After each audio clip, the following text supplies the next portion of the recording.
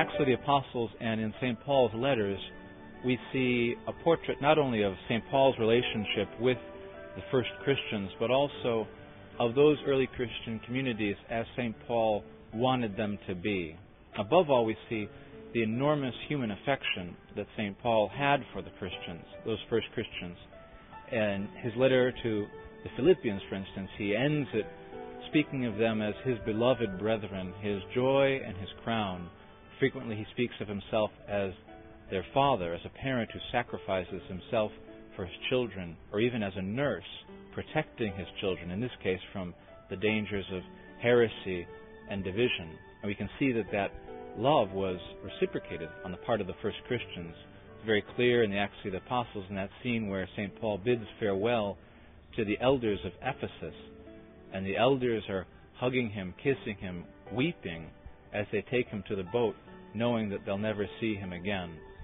We also see a portrait of the early Christian communities as St. Paul envisioned them. He's very clear, for instance, about the need for the Christians to remain in the state where they were when they were first called as Christians, whether that's as free men or slaves or circumcised, uncircumcised. He says, stay where you are. Live your life as a Christian where you are in society. And when he gives them moral rules, he talks about the situation in which they find themselves in society, whether it's as citizens under rulers or as parents looking over their children, husbands and wives, masters and slaves. And he tells them in those situations to respect authority. But in doing so, he's also telling them to transform those situations into schools, as it were, of Christian virtue, where they can live humility and a spirit of service towards everyone. He's also clear about the need for the Christians to work.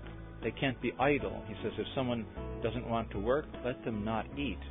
But I would say that the key word, if we want to understand St. Paul's hopes for the Christian communities, is the word saints.